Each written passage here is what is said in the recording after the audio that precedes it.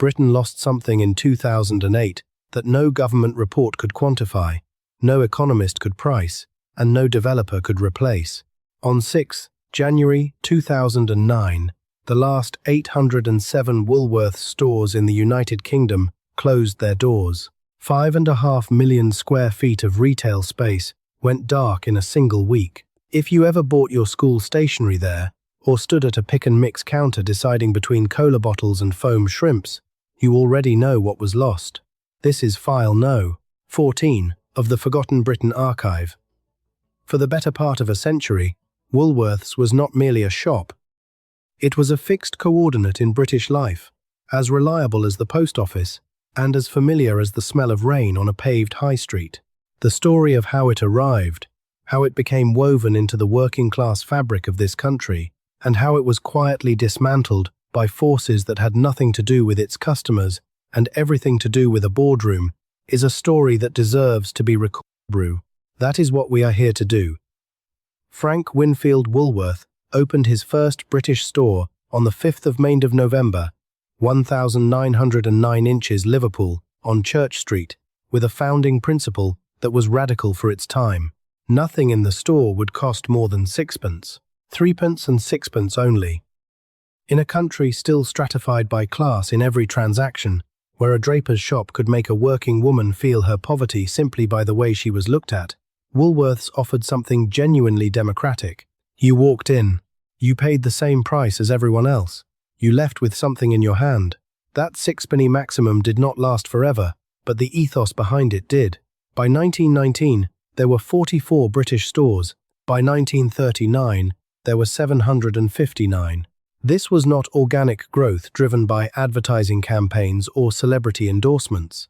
It was growth driven by the fact that ordinary families in Sheffield, in Swansea, in Dundee, and in Deptford had decided that this was their shop, the one that understood them. During the war years, Woolworths carried on in ways that embedded it even deeper into the national memory.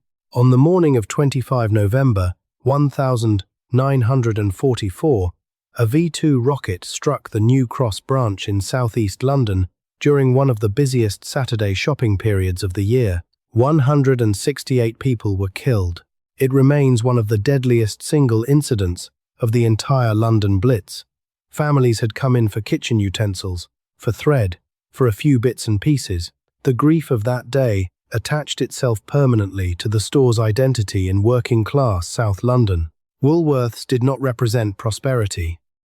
It represented the daily life of people who needed to stretch every shilling, and those people mourned it accordingly. In the post-war years, the store found its second wind. Rationing made the 50s complicated, but Woolworths adapted. It stocked what people actually needed: seeds for the back garden, replacement fuses, cheap but serviceable crockery, exercise books for children going back to school in September. There was no aspiration in the offer. There was utility. And utility, in a country still bruised by austerity, was everything. The record counter arrived in earnest in the late 1950s and early 1960s, and this is where Woolworths became something it had never quite been before: a cultural institution. The Embassy Records label, launched as Woolworths' own budget imprint, sold cover versions of chart hits at a fraction of the price of the originals. A teenager in Wolverhampton who could not afford the Decca pressing could afford the Embassy version. The sound was thinner, the sleeve was plainer, but the song was the song, and for a generation of young people on low household incomes, those records were their introduction to popular music. By 1964, Woolworths was selling more records by volume than any other retailer in Britain. If you remember any of this, if you or your parents stood at that record counter and argued about which single was worth the money, leave a note below. Every comment is part of the archive. The pick and mix counter, which would become the store's most emotionally resonant legacy, was not actually a post-war innovation. It had existed in various forms since the 1930s, but it was in the 1970s and 1980s that it became a childhood ritual with almost ceremonial weight. The clear plastic bags, the flat scoop, the rotating stands of sweets arranged by type and by price per 100 grams. Children in Durham and in Coventry and in Bromley learned arithmetic not in the classroom but at the pick and mix counter, calculating how many pence of sherbet lemons they could afford before their money ran out. The sociologist might note that this was one of the few retail experiences in Britain that gave a child genuine agency.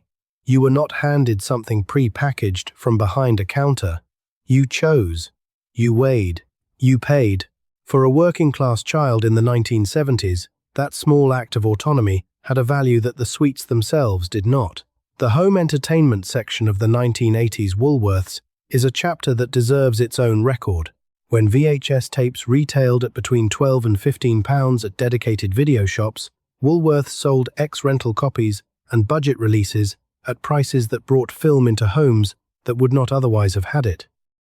A family in a Sunderland terrace could buy a copy of a film on a Saturday and watch it on a Sunday afternoon. The cultural democratization that streaming services now claim credit for was happening, quietly and without announcement, on the shelves of Woolworths 4 decades earlier. The stationery aisle operated on a similar logic. In September, across every high street in Britain, children queued for the back-to-school items that Woolworths sold more cheaply than anyone else. Ruler, rubber, pencil case, exercise book. The total rarely exceeded £1 in the mid-1970s. By the late 1980s, it had crept upward, but remained below what W.H. Smith or a department store would charge. The school year, for millions of families, began at Woolworths. That is not a sentimental observation. It is a measurable economic fact. The garden section was less glamorous, but equally important. Woolworths sold seeds and basic tools and bulbs at prices that made an allotment or a back garden achievable for people renting their homes and working long weeks. The canes, the twine, the plastic trays for seedlings. In towns where the municipal parks had been cut back and private gardens were small, Woolworths was where the growing happened. More tomatoes were probably raised from Woolworths seed packets in the north of England between 1960 and 1995 than from any other single source. And then the decline. It did not arrive suddenly. It arrived in stages, and each stage had a cause that was concrete, not abstract. The first wound was self-inflicted. In 1982, the parent company Woolworth Holdings was restructured and floated on the London Stock Exchange. The move brought capital, but it also brought a new set of priorities: quarterly returns, shareholder value, margin targets that had nothing to do with the customer standing in a Coventry store trying to decide between 2 types of plant food. The shop that had been built on the principle of understanding ordinary spending was now being run by people whose primary audience was the city. The second wound was strategic. Through the 1990s, Woolworths attempted to reposition itself as a children's entertainment retailer, leaning hard into toys, videos, and music. At a point when the market was fracturing, the music came under pressure first from supermarkets, then from internet retailers. By 2000, Tesco was selling chart CDs at prices Woolworths could not match. By 2005, iTunes had begun to take the physical format apart. The video shelves, once a reliable anchor of footfall, were undercut by Blockbuster, then by supermarkets, then by the early streaming services. The third wound was structural. The leases on Woolworths stores were predominantly on high streets, not in out-of-town retail parks. As the 80s and 90s saw retail migrate to the edge of town, to purpose-built centres with free parking and anchor supermarkets, the high street footfall that Woolworths depended on quietly drained away.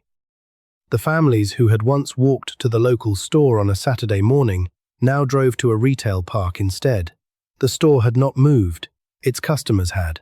By November 2008, Woolworths had debts of approximately £385 million and no credible buyer. The administrator was appointed on 26 November 2008.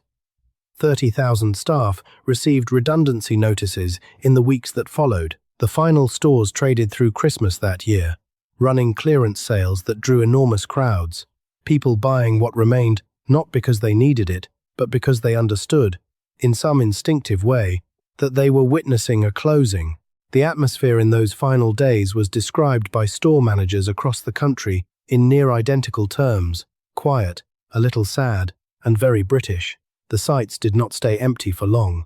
Most were taken by Poundland, by Iceland, by charity shops, or simply absorbed into the spreading vacancy that the financial crisis was already creating across the British high street. The physical buildings remained.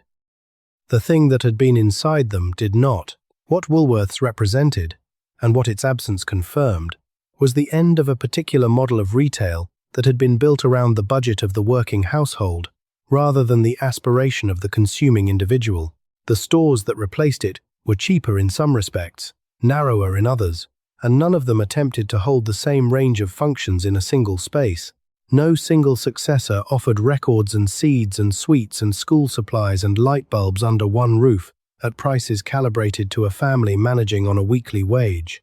That combination had not been an accident. It had been a philosophy. And the philosophy died with the company. There is a detail that often goes unmentioned in the accounts of Woolworths' collapse. In the final weeks of trading, the pick and mix counters were stripped bare within hours of being restocked. Not because people needed sweets, because that counter, that specific ritual of choosing and weighing and paying, was the clearest embodiment of what the shop had meant. People were not buying cola bottles. They were buying one last transaction with something that had been part of their lives since childhood. The counter was empty before the tills. This was file, no, 14. There are 99 more in the archive. Subscribe and turn the page with us.